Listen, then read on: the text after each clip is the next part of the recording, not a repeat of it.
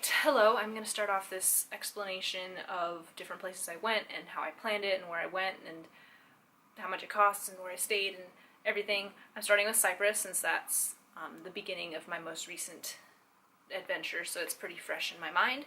So we will start with that.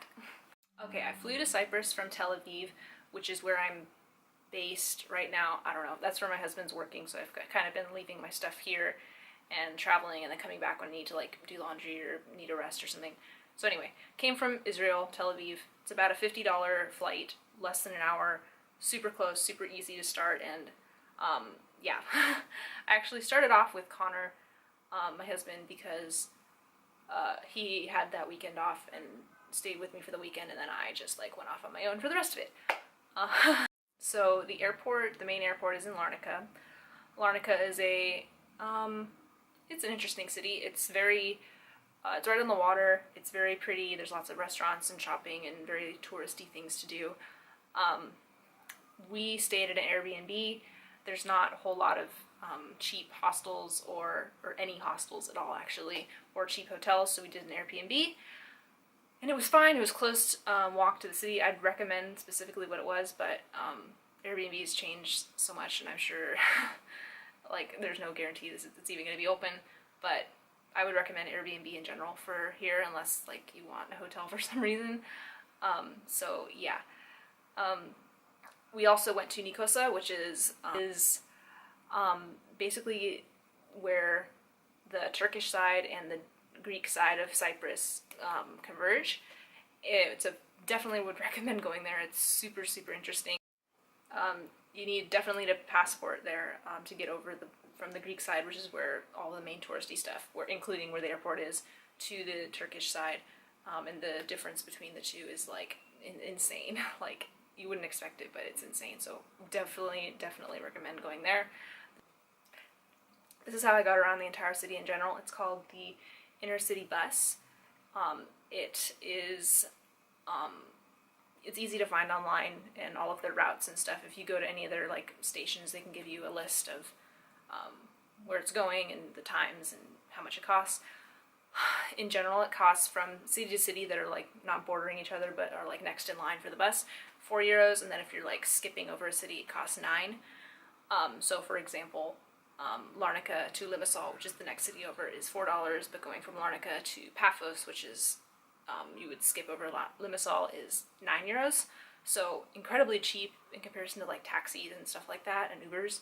So I would go with that, and that's what I did, and it was awesome, super reliable, always on time, super quick, not quick, but didn't take like a super long time.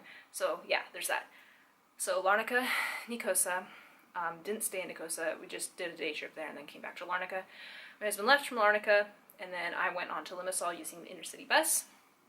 There's where I stayed in a hostel, which is one of the only hostels. It's rated the best hostel in Cyprus. I don't know how much that says, considering there aren't a whole lot of hostels in Cyprus. It's called the Lemongrass Hostel, and you know, I have no complaints. It was fine. It was very empty because I went in January, so yeah, there weren't a lot of people there, but you know, it was fine, and it was decently located. It was a short walk to the main part of town and all the touristy sites, including the Limassol Castle, which is something you have to see, and the whole boardwalk all the way down to like the zoo and all that. So definitely walk along that. It's a very longish walk, but definitely recommend it. It was gorgeous even in January, so it's probably like insane in like July and August and stuff, so would do that. So there's a brief synopsis of Limassol. From Limassol I went to Paphos, which was my favorite city in Cyprus. It's just beautiful. It was, I don't even know how to describe it. It was just absolutely beautiful. There is an incredible amount of history there in comparison, I feel, to Limassol and Larnaca. They have the archaeological sites, which is like the number one thing I would recommend to see, with like amazing tile, mosaics on the ground for the house of Dionysus and the house of Theseus and all of these Greek items. It's huge and beautiful, and I went, and it only cost €5 to get in, and I was the only person there. Again, it was January, so I don't know. They say like it's vastly more popular in the summer, which I don't doubt, but I can't say for sure. So, so yeah, that definitely recommend that. I would say it takes like at least a few hours to go through and see everything. So, and then I guess depending on if it's crowded or not, you need more time. But yeah. What else? I stayed at the P. Ramos Hotel there. I found it on Expedia and it was super cheap, only 30 euros a night-ish. Might have been a little bit less or a little bit more, but roughly 30 euros, which is ridiculously good. It was an awesome hotel. I accidentally booked it for the wrong night because I usually book things the night before because I'm, you know, last minute. I hate like planning too much in advance for hotels just because you don't know if you're going to change plans. So I booked it the night before, booked it for the wrong day. I immediately like just emailed them because I didn't have service because I don't have overseas service.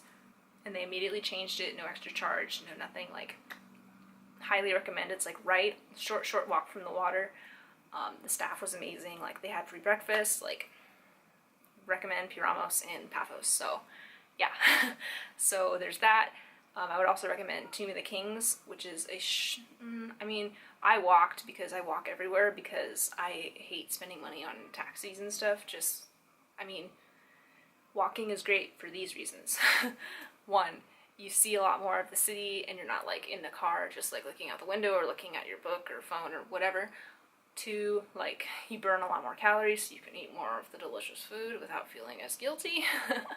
And then three, you save money. So that's what I tend to do unless it's like a ridiculously long distance. So I walked all the way there. They have incredible tombs from kings of, you know, past in Paphos history. And yeah, it was amazing. And then from Paphos, I just went back to Larnaca so I could spend a quick night there before getting on the plane the next morning when I went to Athens. So that's generally a brief synopsis of what I did in Cyprus. I don't want to make this super long because I don't know how many people are actually going to care to watch these. But yeah, the main cities I would definitely recommend if you could only choose like, well, if you could only choose one, I would definitely pick Paphos or Nicosia. I don't know. Paphos or Nicosia, I think, are the two most interesting. There is an airport in Paphos, but it's not as big, I guess. The Larnaca one's the main one from my understanding, and it's also the cheaper one. So there's that. But I mean, you can have a bus from Larnaca to Paphos, like I said, for 9 euros, so it's not a huge deal. And don't forget to eat the gyros, Cyprus gyros. They're different from Greek gyros. I personally like the Greek gyros better, but that's just me. I mean, they're definitely something to try, and the value is incredible. Like I said, you get like, they're huge, they're gigantic, and they're only like 4 to 5 euros. So yeah, definitely have that. There's lots of Cyprus wine. Obviously, there's like wine like everywhere, all over Europe, special to the region. So, you know, if you're into wine, try that. So yeah, I know this might have been all over the place. This is my first time doing a video like this, so if there's like a question that I missed or anything I like glazed over, or if I'm talking too fast or something, let me know and I can answer questions more specifically. But overall, Cyprus, awesome place to visit. I would probably recommend going in summer over winter because there was a ton of stuff that was closed for the season in the winter. On the plus side, everything is really empty, so you can get around and get places for cheaper, and there's a lot more just space, and you're not like in tons of crowds all the time, so that's the good part. But you know, like I said, the bad part is everything's closed. Not everything, but a lot of stuff. It's not my most favorite place I've ever been, but it's definitely, I'm glad I went. Like, Paphos was beautiful and incredible, and there's so much history and so many cool things to see, so I loved seeing that. But I'm not sure if I would ever go back, at least not while there's so many other places in the world I haven't seen. But loved it, would recommend, wouldn't say not to go by any means. So yeah, hopefully this helped, and if you have any like specific questions about anything, let me know, and I will move on to Greece next. I think I will do a separate video on Athens and a separate one on Santorini, but we'll see how I'm feeling. But yeah,